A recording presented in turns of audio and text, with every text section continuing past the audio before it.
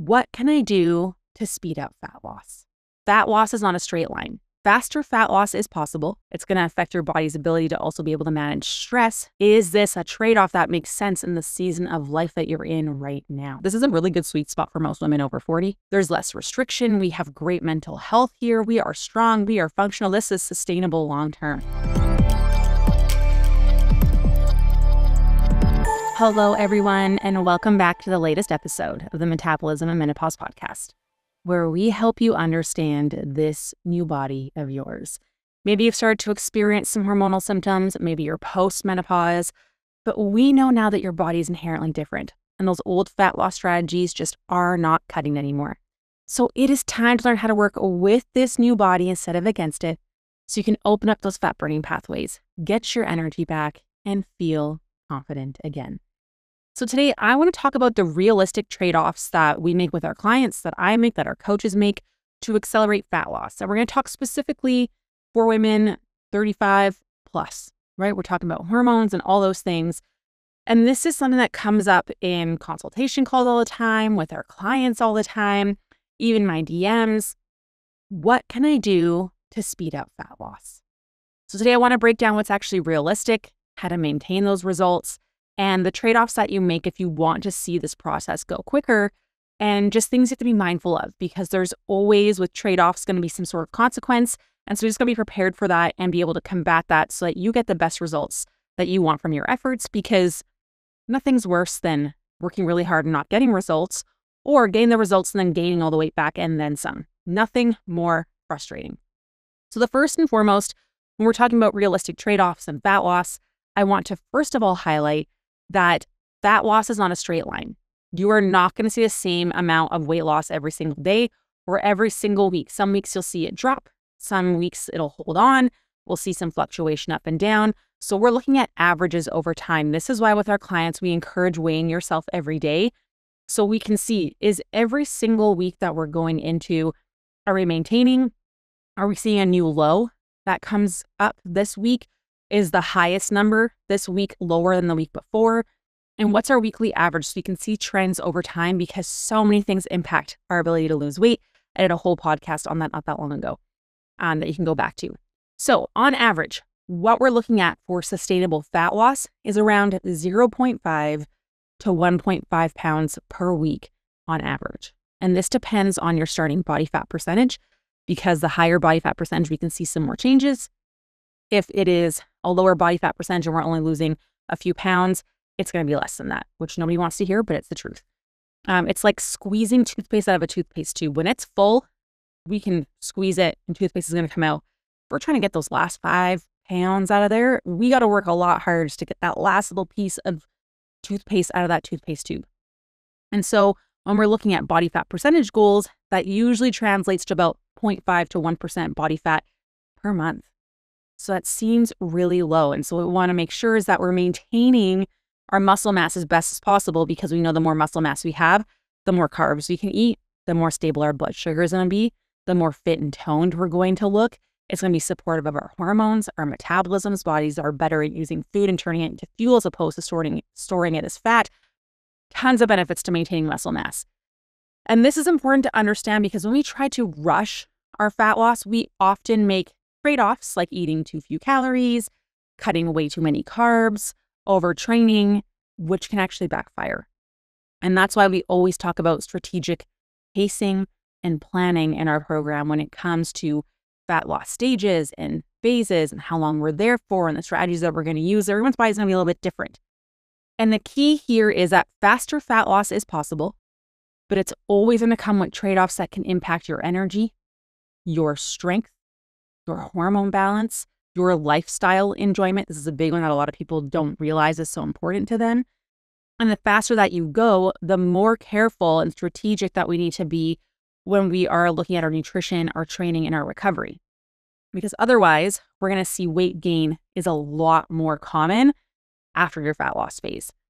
So everyone needs to understand that maintenance matters. If you lose fat or weight too quickly without building the proper habits to sustain those results, you are going to see massive weight regain. And this is where we see people all the time. I did this and it worked until it didn't, or it worked, then I gained it back.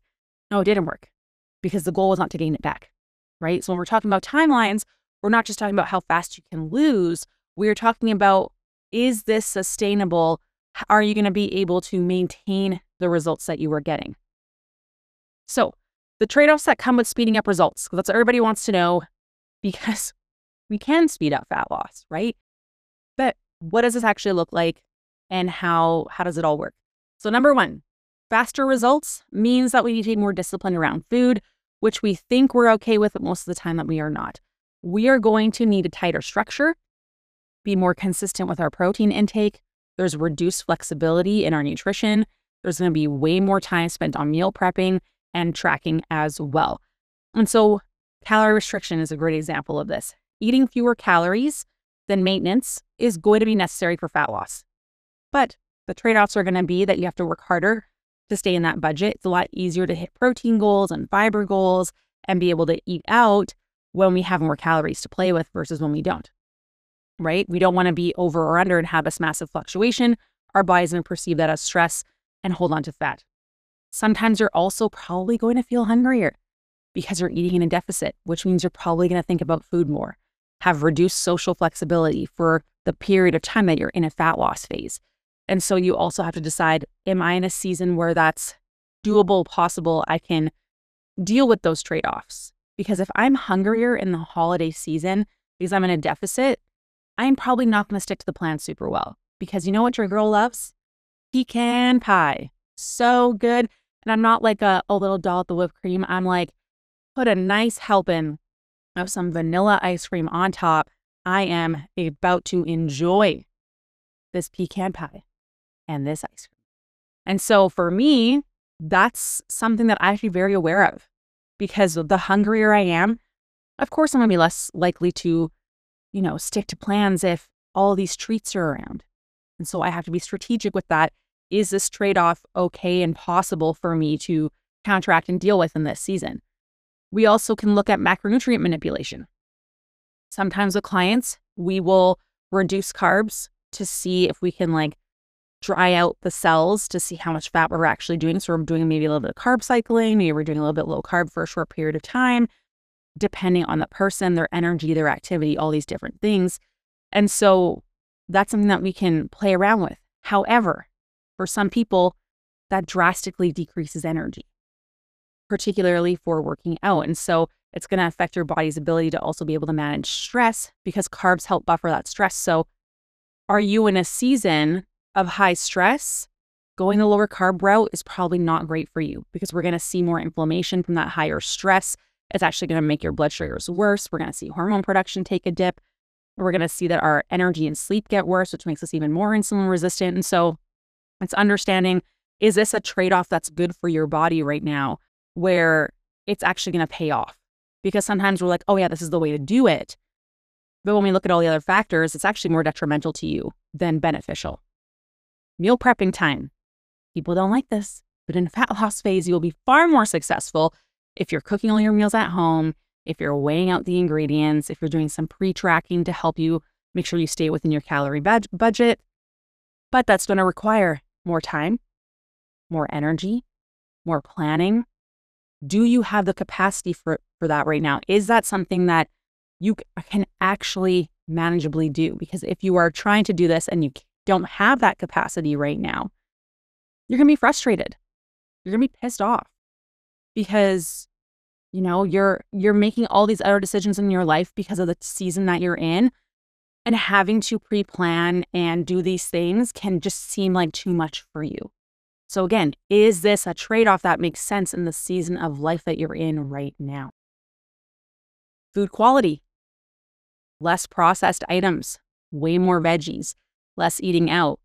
Is that a good time for you? For me, fat loss, traveling doesn't go together, because you're naturally going to want to reach for the protein bars more often, grab some snack foods that are going to be more processed that can cause a little bit of inflammation, making fat loss more challenging. So for me, if I'm in a season of a lot of travel, we're not in a fat loss phase, because that trade-off is a lot harder for me to maintain. My results won't be as great, and I'm going to be frustrated. And so the trade-off overall with our nutrition is we're probably going to have a lot less variety. There's going to be a lot less social spontaneity. It's a lot harder to just be like, oh, yes, I'd love to go for dinner with you when you're like, crap, I have 300 calories left. What the heck am I going to get at a restaurant for 300 calories? Right? But more control means quicker results when we can control our nutrition a bit more. So if your goal is aggressive fat loss, your freedom is going to shrink. If your goal is sustainability, flexibility expands. And so it's understanding how important is rate of loss versus my lifestyle and maintenance, and am I going to be able to actually adhere to this? Those are the trade-offs we're looking at here. And when we're looking at faster results, let's talk about training. It's about training smarter and not harder, especially when we're dealing with hormonal issues. For example, higher workout frequency, adding in extra workouts, adding in extra steps, adding in more movement can potentially increase calorie burn, right? But it's going to reduce recovery and increase your risk of injury. We're going to see a little bit more inflammation in your body, a little bit more fluid retention. It's going to require scheduling, sacrifices with other hobbies, work, family time. For me, this is something that I'm not willing to do anymore. I'm not. When I was single, when I had my own clinic in person, I owned a training studio. I was working as a manual osteopathic therapy, doing, nutrition on the side, had my massage therapist and personal trainers working for me. I felt like I didn't have as much time, but I was there. So increasing activity was easy. I had a job that was more physically active. I could come to the gym, come to work 30 minutes earlier, get a workout in. I could stay a little bit later if someone canceled. Awesome, amazing, I'm going to get a workout in. It was a lot easier. My hormones were also in a better place where my body could tolerate a little bit more stress and working more and not necessarily having to focus on recovery as much. Now, the working out, staying in the gym an extra 2 days a week, that's 2 extra hours away from work, which I love. And I don't want to take time off of work as much as it's probably good for me.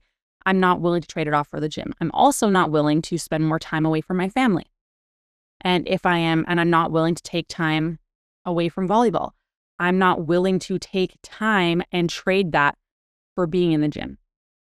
So this is one for me that is not it, because with my stress tolerance, the way that my body is, yes, I've done the therapy. Yes, I feel like I can handle stuff. I don't feel stressed. My body gets triggered and perceives stress very quickly because I am on from podcasting, from going to events, from traveling, from being a mom. You're on all of the time. When I was in my 20s, I was not on all the time. It was very different. When I came home, it was actually, relax. Now I have to still be on for my family. Very different. And so I'm not willing to increase time in the gym because that also means I need to increase time for recovery. So not only now is it an extra 2-hour commitment versus, 2.5 hours or 3 hours a week, now it's turning to 5 hours a week. My recovery isn't just, intentionally having 30 minutes a day. If I'm upping my exercise by that much, now I'm increasing my recovery by an extra hour to 2 hours. So now I'm trading off 2 hours of my life to be in the gym more and an extra hour on top of that to recovery. I'm not willing to take any more time than I'm already putting in. And so that extra 3 hours, I'm not willing to trade off. That's where I'm at right now. A lot of you probably feel the same because we have jobs, these massive careers, and we're trying to deal with parents and family and our kids and be a good wife and somehow still have the energy to do the things and be in bed for long enough. And it's a lot, right? And so that's not a sacrifice I'm willing to make anymore. Higher intensity, lifting heavier, potentially doing more intense cardio. Could that speed up fat loss? Sure, if your stress tolerance can handle it. Mine cannot. For many of women, it cannot, because what happens is now we're seeing more fatigue and stress on our body, increases inflammation. Again, we're going to need to also add in extra time for recovery. A lot of us don't want to take 5 minutes for deep breathing or putting our feet up on the wall anymore, right? Skipping rest days. A lot of us think that it could be helpful, right, to speed up fat loss, but that chronic under recovery, working out every day, not taking an actual full rest day, does a massive damage to our metabolic rate, how our body burns calories, obviously making weight loss harder, damage to our hormones. So ironically, this can actually slow down your progress long term. This is not one that we ever suggest because rest and recovery are an essential part of this process. If we do not rest, cortisol goes up, makes blood sugar worse, pushes us into a storing state, increases inflammation, blocks fat burning, slows down detoxification, toxins get stored in fat cells, making them harder to break down. And so it's really understanding if you are going to push harder, can you also recover harder? Do you have the time to trade that off? For most people, the answer is no. Because we are all supermom, superwoman, doing all the things. And so we do not have enough hours in the day. And for all the stupid 20-year-olds, me included, earlier in my career, when I was 21 in the gym, we all have the same hours in a day. Our responsibilities are not the same. How hard we have to work is not the same. The, demands on us, what we say yes to, what we want to spend our time on, it changes. And so this is where understanding that trade-off, you don't get to out-train stress. You have to balance it. And so this is where understanding, if I do this, what do I have to give up so that it's beneficial for me? Training ends up being a big area of this. Yes, we want to maintain muscle mass. You can do that with 2 to 3 days in the gym. Doesn't have to be this massive, huge commitment. You don't have to be in the gym 5, 6, 7 days a week.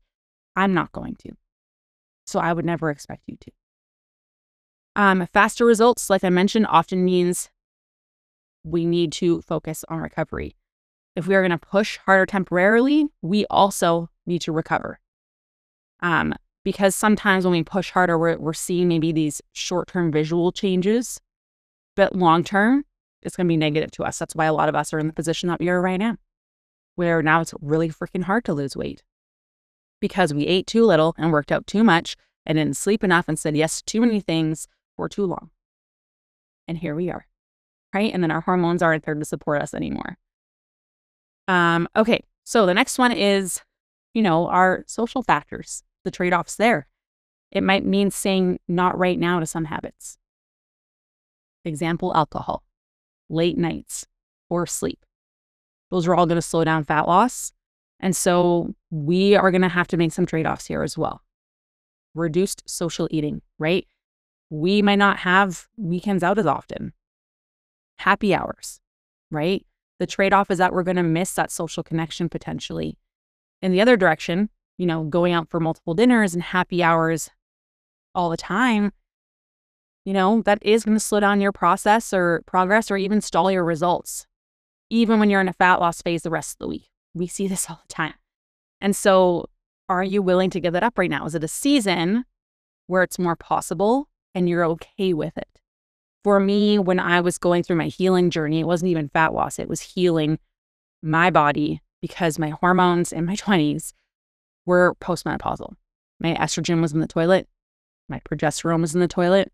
My testosterone was non-existent. My cortisol was through the roof. My thyroid was crappy. My detox was brutal. My androgens were super high. Thank you, PCOS. Now we've dealt with that and we're good.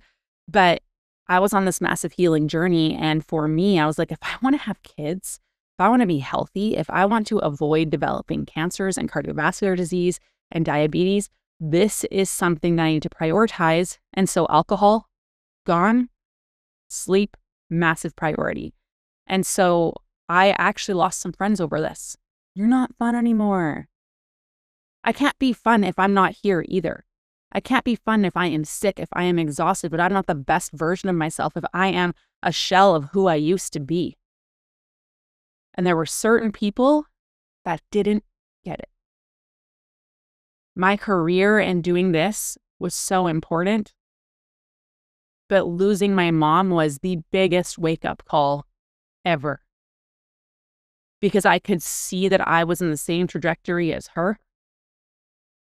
And that if I didn't make those changes, the stress, the not taking care of my body, the under-eating, the over-exercising, the trying to be everything for everyone else was going to kill me like it killed her.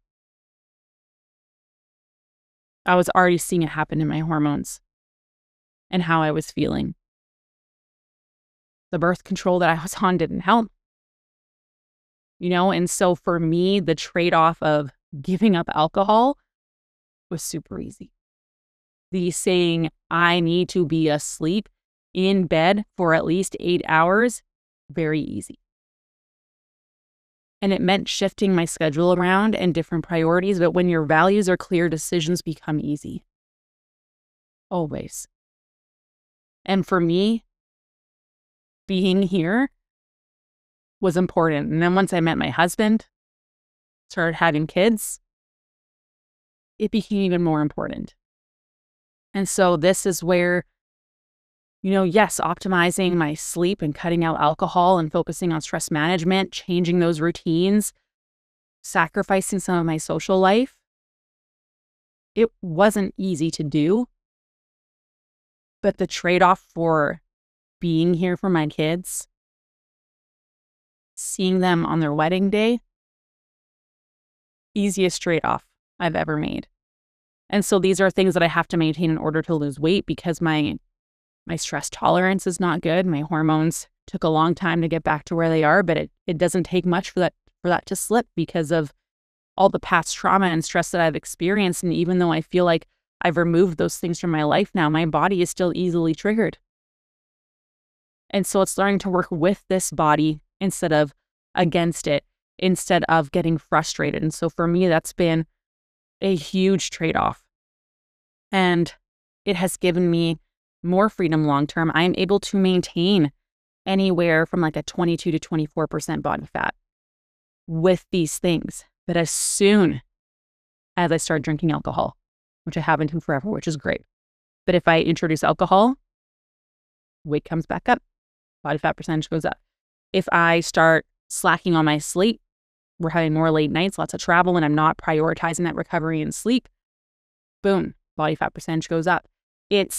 That makes a bigger impact on me than, not going to the gym or nutrition slipping a bit. The stress aspect makes the biggest change on my body composition. And a lot of us don't even realize that that is the thing. Because we've done the nutrition plans. We've done the workout programs. But we don't understand, what does my body actually view as a stress? For me, increasing steps and activity, body isn't viewed as a stress. I can push myself a bit more. I need to recover for sure. But if I cut calories, if I go below 1,600 calories, my body starts gaining weight like crazy. Massive stress response, blood sugar goes to crap, sleep goes to crap, my hormones tank, and boom, weight gain. I cannot be aggressive with my calories. I can't. And is that frustrating? Sure. Of course. But it doesn't change the way that my body is. And so now that I've learned how to work with it, what the necessary trade-offs are, I can maintain a leaner body mass, which is great. And it's also cool to know that, I'm at a place now where I don't have to push as hard. But it took time to get here. And there were certain trade-offs I had to make despite not wanting to admit that I can't do it all. And I think for a lot of us women, we have a really hard time with that because we somehow think that if we say no, if we take more time for us, that all of a sudden we are less worthy, that we are not enough, we're not being productive. There goes our value, our worth, and then no one's going to want us. And I promise you, your family wants to see you with more energy, healthier, happier. They don't want to see you miserable. And this is the best part of the transformation that I get to see in women. Do I love to see them lose the weight? Absolutely. But this whole understanding the trade-offs and how your body changes and working with their body and being them again, a new version of themselves, not this hollowed out shell of who they used to be. That's my favorite part.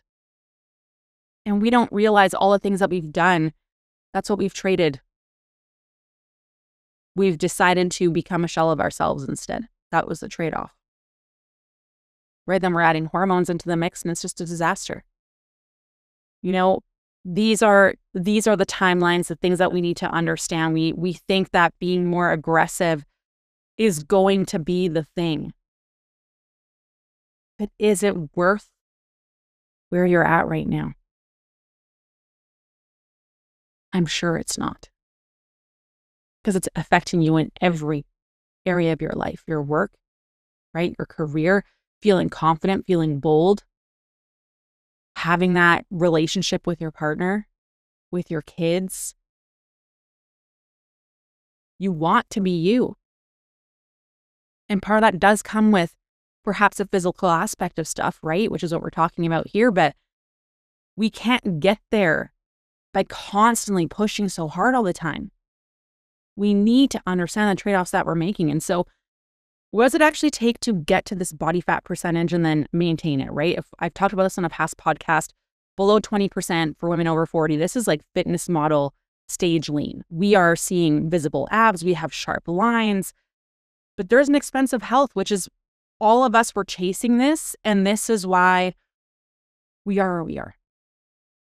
This requires that really strict daily macro tracking, multiple training sessions a day, very little flexibility. There is no alcohol. There is no desserts. There is no spontaneous meals, right? We are probably doing cardio too. And what we're seeing is this hormone suppression, and then we're going into perimenopause and menopause sooner. We have low thyroid function. Women are 8 times more likely to develop hypothyroidism than men. This has to do partially with our X chromosomes and genetics and where things lie, but also our stress tolerance decreases substantially as our hormones start to go down. And yet we push and we push and we push, and then boom, thyroid slows down.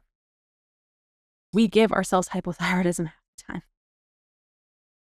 It's devastating to see. We have no libido. Despite getting pumped with HRT, no libido, because we're not giving ourselves adequate fuel. And we are overstressing our body, not recovering enough. We're constantly fatigued. We're irritable. Social isolation, right? If we want to maintain this leanness, for a lot of us, fat loss is a lot harder than the Instagram models you see online, right? I saw this reel where it's like, here are the things I didn't give up to maintain my 6-pack. Cool. You are blessed with a different lifestyle, a different history than 90% of women out there. Because for me to get that lean, I have to be so strict with my nutrition, my recovery, my training. That is not a lifestyle that I am willing to have. I have to work so hard to get that lean, let alone maintain it. I can't. And a lot of other women are not willing to do that either. And food is meant to be enjoyed in my eyes. I want to be able to make memories over meals, go to trips and try out different places. Like, I love food. Being from a Latin culture, it brings people together, it brings connection. I think of all the fun stories. One of my favorites is my grandfather. Before he had passed away, it was our last Christmas we spent together. And my grandma had knocked over her wine glass, and the wine went on the tablecloth, and it was red wine on white tablecloth. Not a good situation. And, I remember her being so frantic. And my grandma lifted up my grandpa's plate to clean up underneath, and he just continued to eat off the plate, completely unbothered, enjoying his meal. And I thought it was the funniest thing, but, that's how it's supposed to be. We're supposed to enjoy our food and make memories and laugh and joke, and it brings people together. It's not just fuel. I hate when people say that, because it's more than that for most of us, right? And the truth is, this below 20% body fat for most women over 40, it's not sustainable without serious health trade-offs, both like physiologically, like hormonally, but also mentally. Then we have 20 to 26. This is lean and livable. This is where I typically tend to live. In this phase of your body fat percentage, will typically have more toned arms. You might have more visible muscle shape, some definition in your midsection, but you're strong but feminine, right? This is where we're resistance training probably 3 to 4 days a week. I'm a 3-day-a-week girly, sometimes 2, depending on the season. We are making sure we're prioritizing protein at every single meal. We're balancing carbs and fat. There's no extreme elimination. We are walking, having daily movement as a baseline. Occasional indulgences, right? We can have our treat, but overall, we're consistent. We're fairly dialed. We have a lifestyle that is balanced. We can enjoy the odd meal out. You might have the odd drink every now and then.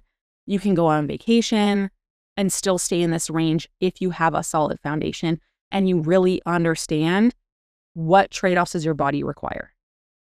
The reality is this is a really good sweet spot for most women over 40. It's fit, it's confident, it's sustainable without burning yourself out. Then we also have our 27 to 34%. This is where a lot of women like to be honest. Some of our coaches are there right now as well. And for this look, you might have a slightly softer appearance, but you are energetic, you are metabolically healthy, as long as you're pairing this with strength training. It requires moderate effort, so resistance training 2 to 3 days a week. Prioritizing whole foods, but you have flexibility for life demands. And if your friend asks you, hey, do you want to grab some appies? You can say yes and not be stressed out about how it's going to affect your body. And you're doing some aspect of walking or movement most days.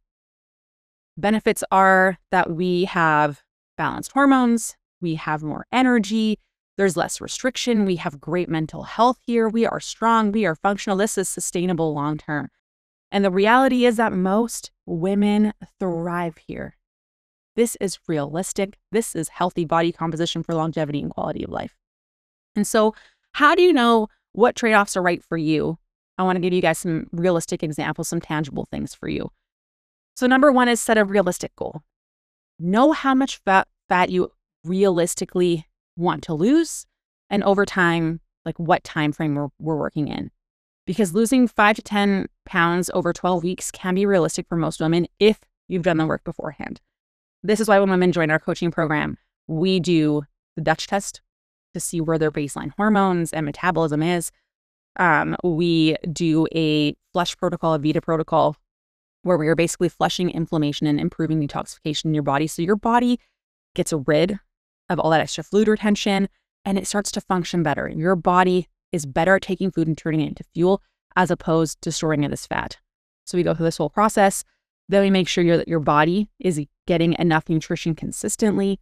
We're eating at an appropriate maintenance calories. So when you go into a fat loss phase, you actually get results because your body is functioning. Your energy is good. Your sleep is good. Your digestion is good. There's no bloating. We're not struggling with hormonal symptoms. You actually feel great. And so when we go into a fat loss phase, when you're already in that state, your body responds beautifully. And so this is realistic for most women, right? If you were talking about, I'm going to lose 30 pounds in a month, probably not going to happen.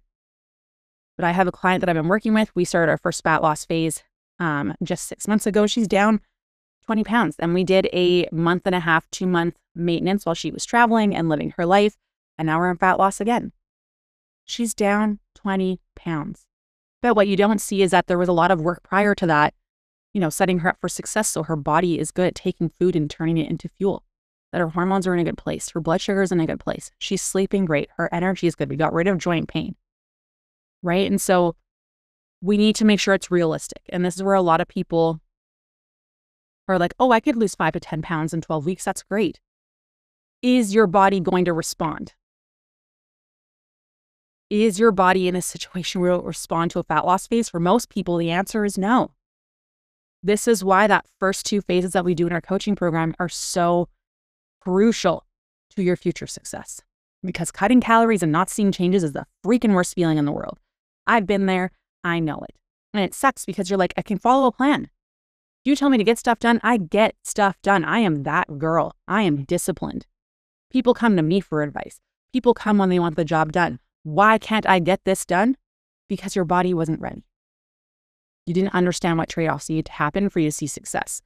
This is what coaching is all about.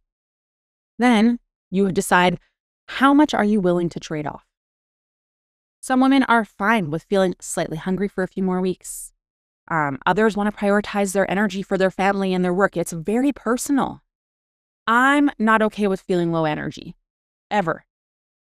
Because I want to be able to show up for whatever God puts in my path, whether it's work, whether it's my family, whether it's dealing with something, be able to support my friends if they're going through a hard time, I want to have the energy to be able to help the others in my life. And so for me, I am not willing to sacrifice that for my own health physique goals. That is me. It is personal to every other person.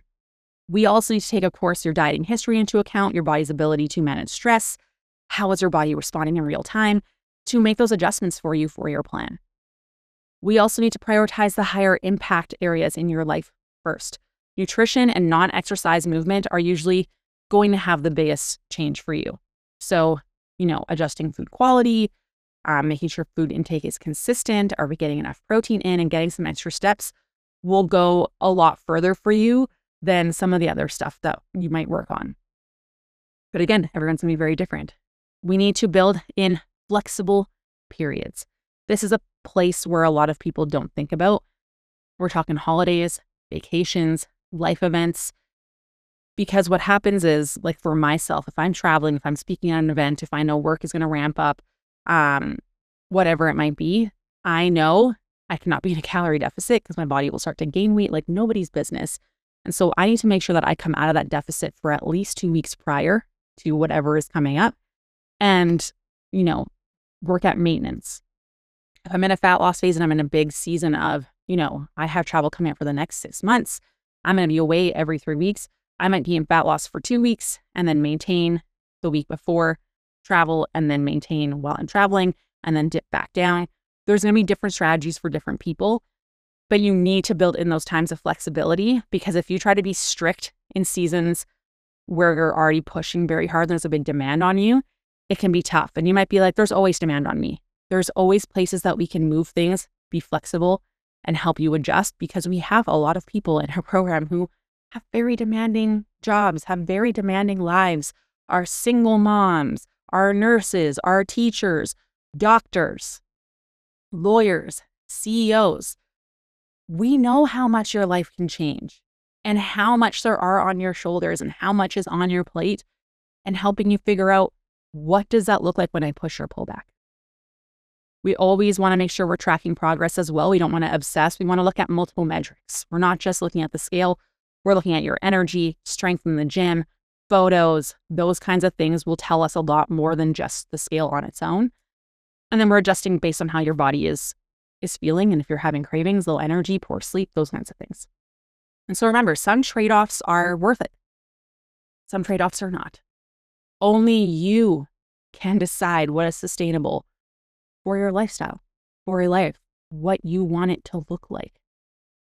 Fat loss that respects your energy, your hormones, your recovery is so much easier to maintain long-term. This is how I got to maintaining my 22 to 24% body fat because every time I've done things more extreme where I wasn't respecting my energy, hormones, and recovery, oh man, the regain has been crazy. It feels like, I'm struggling. I'm miserable during my fat loss phase twos. I'm sacrificing so much. If you do things in a more sustainable way for your body, you will find that it doesn't take as long for your body to reacclimate to that maintenance range where you can have more flexibility. Doing some planning ahead for the holidays, vacations, busy weeks. We have the holiday season upon us here. Essential to do. It is key to success. These are the types of strategies that make your fat loss sustainable. Because again, we do not want to see that weight regain. So the key is not to avoid trade-offs. It's to choose the ones that align with your season of life. And it's going to change. What was an easy trade-off for 20-year-old me is very different than where I am as a mom. Where I'm at the peak of my career. Where we're traveling a lot for work. Speaking at events, attending conferences, all those things. And so it's so different. And if I just got so frustrated because I'm like, I can't do what I used to. I love my life now. I would never go back to where I was before. Was it easier to maintain a physique there? Yes. I could push harder. But you know what? Back then, my mom was still alive. I was single. I had fewer responsibilities. If I wanted to go to the gym, awesome. I could sleep in when I wanted to. There was no child waking me up. My life is completely different, but I love it. But I need to acknowledge that it's different. Understand what I'm willing to trade off now is different than back then. What I can tolerate is different. And understanding what kind of lifestyle I actually want. And so it's not avoiding trade-offs. It's understanding what aligns with the season of life. Is it worth the trade-offs, right? Remember, life and your body before versus now, very different. We have to meet you where you're at, which again, can be very frustrating, right? If you are in a high stress phase, this is probably not the time to cut calories. So we're focusing on recovery and consistency. I lived there for a year, did fat loss for 3 months, and then lived there for another 7 months. Like, you spend more time in that recovery maintenance than you do in fat loss. And if you're in a stable season where we're having good sleep, when we have lower stress, where we have more energy, less hormonal symptoms, this is a season where we can push more. There is no wrong speed to fat loss, only the wrong expectations. So if you're going to push harder, you can expect that it's going to take a lot more work to come out of it. You can't just stop dieting and expect to maintain those results. You can't expect to do less recovery work. It's just truly understanding with the speed that you want to go at, what's the realistic expectation, the realistic expectations, and what that's going to look like coming out of it. Fat loss is truly just a process of exchange. An exchange of time, energy, focus, what your social life is going to look like. You trade one thing to gain another.